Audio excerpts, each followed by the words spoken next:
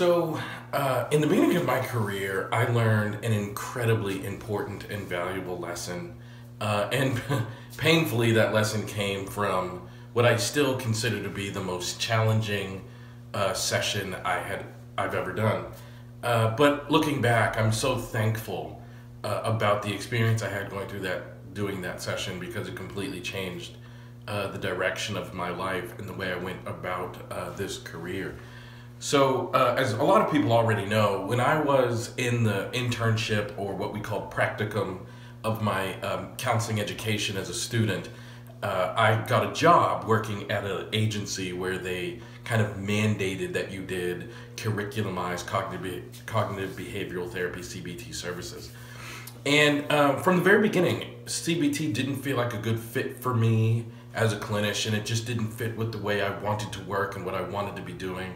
But at that point in my life, I'd only heard about solution-focused brief therapy just a little bit. And I was being told by everybody at this agency that if you're not practicing CBT, you're not practicing ethically, because CBT is the approach that research is demonstrating is effective, and it's the new hot thing in psychotherapy. You know, that was back in 2004 or 5, I guess. And, you know, there's a lot of research come out recently, or in the subsequent 12 years, that says, you know, all of these approaches work, and there is no approach that stands above the rest and that sort of thing. But as a student, as an intern, as a practicum student, I didn't know that. And the people who were telling me that I need to be doing CBT were very credible. They'd been in this field 20 years, they've been working with this particular population, and so on and so on and so on. So I believed it. And I really tried. I tried to be the best cognitive behavioral therapist that I could ever be. And I worked at it, I practiced, I went to trainings, I read books. I did everything that I thought to do to really master this skill. And then I met this mom. This mom, she was the mother of a teenage boy, probably about 16, 17 years old, who was in a gang. Father was not involved in his life, and I don't know if I've ever met a mother more desirous of wanting to see her child, her son, get better and become the man that she knew he was capable of being. And I met this mom and son in a session and together, and I just couldn't help them. I tried and I tried, but oftentimes the sessions would turn into arguments. The kid felt judged and berated. The kid felt attacked. The kid did not enjoy therapy, and eventually, after a few sessions, they dropped out of therapy. And I remember feeling so incompetent. I remember feeling so bad that I was not a more experienced clinician.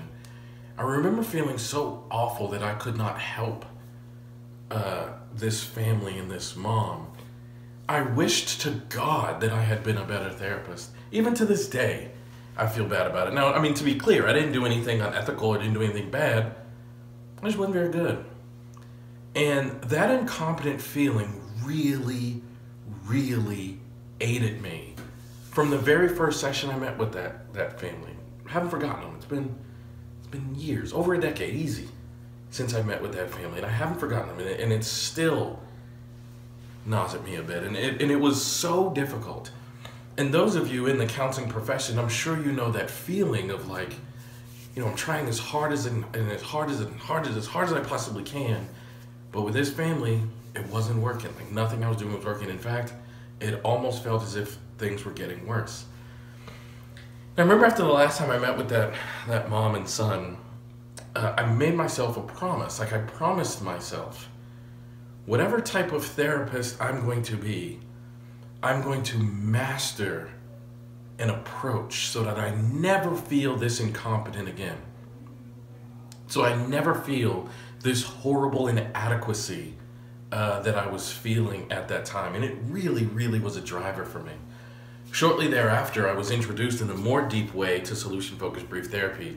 And remembering that promise I made to myself, I was aware that something about this approach was making more sense than any of the other approaches I'd been taught. Something about this approach was really kind of clicking in a way that the other approaches were not.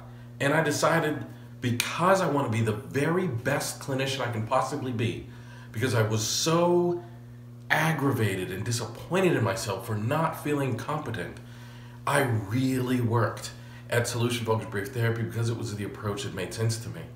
And I had one particular goal, and probably the thing I'm most proud of in this profession, maybe even in my life, to be honest with you, is that my goal was, look, I'm not crazy enough or outlandish enough to think that I could help every single client. But I wanted to make sure that if I ever couldn't help a client, it wasn't because of like that type of client. You know what I mean? Like people often say like, those type of clients don't respond well to this treatment, or those type of clients I have a hard time with. I wanted to make sure that I was so prepared, adequately trained, comfortable with the approach, competent with the approach, and confident in my skills of solution-focused brief therapy that it didn't matter what type of client came, I could be effective. And I'm telling you, I worked really hard at it. I went to every training, I studied everything, I read every book, I met as many people as I could, I did everything I possibly could. Because I really, really wanted to make sure that I never felt that incompetence again. And I noticed something unusual, is the more I trained, the harder I worked, the more I honed, the more I studied training tapes, training material, transcripts, and all that stuff, that I actually was getting closer and closer and closer to my goal until I eventually accomplished it, where now I truly don't feel inadequate or incompetent with any type of client that comes into my office. Couples, families, adolescents, people struggling with severe mental health issues, and people ask me all the time, but what about this approach with XYZ problem? What about this approach with ABC problem? And I always want to say, if you master the ability to ask proper questions, the client problem becomes irrelevant to the treatment. Because our therapy, when you're using the solution-focused approach, is about something so different. And in fact, getting that singular message across is what drove me to write books. It's what drove me to become a trainer. I mean, those of the people who knew me when I was a student and in the early part of my career, I never in a million years viewed myself as a writer or a lecturer. It just wasn't part of my mind. I just wanted to be a good clinician. I wanted to learn to do this. And, I come from a family where getting a master's degree is unusual, so I just wanted to have a master's degree. What really drove me to write books and travel and give lectures and speak at conferences and all the stuff I do now is because I wanted to make sure that no one felt that incredible, awful sense of incompetence with any group of clients, because it was such a difficult thing for me to overcome. I didn't want any clinician to have to experience that. So I wanted to write about mastering solution-focused brief therapy. I wanted to share how to master solution-focused brief therapy. I wanted to create stuff, and I wanted to make sure that that stuff was accessible to people. In fact, as I'm recording this video, I'm about to release a training completely for free, a training series that's nothing more than how to ask effective solution-focused questions in session. And all you have to do is sign up and you get the training just for free, because I just wanted so bad for clinicians out there to feel competent and confident in their work, regardless of the problem that brought the client into therapy, because it's not about the client problem. It's about our ability to ask questions that produce lasting and meaningful change. And with work and practice and intention and focusing on details and building your trade of being a question asker in the solution-focused approach, you can get there, and that feeling of competence is quite powerful. So I hope you enjoy that, and I hope that this video and all the other ones I share help you build your acumen in using solution-focused brief therapy, build your skill. The underpinning of solution-focused brief therapy is questions, so that means we have to be capable and able to produce questions that lead towards lasting, meaningful change in the client's life.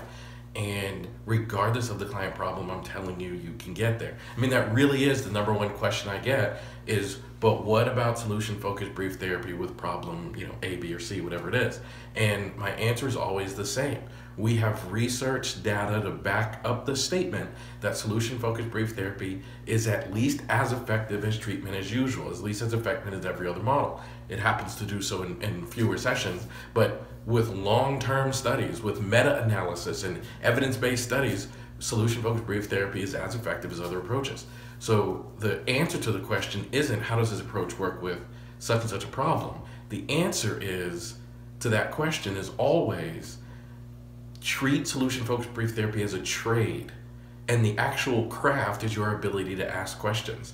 That's why I do the stuff that I do as an educator, as a teacher, because I want you guys to always be able to have access to material that will help you build your acumen, help you build that skill of asking questions. So anyway, that's my message for today. I hope you enjoyed it. If so, please like this video. Please scroll down the bottom of the page, leave me a comment. I really love to interact with people. Share this video on social media, share this video on LinkedIn and Facebook and everywhere else, and hopefully I will see you soon. So thank you for watching, and I'll catch you next time.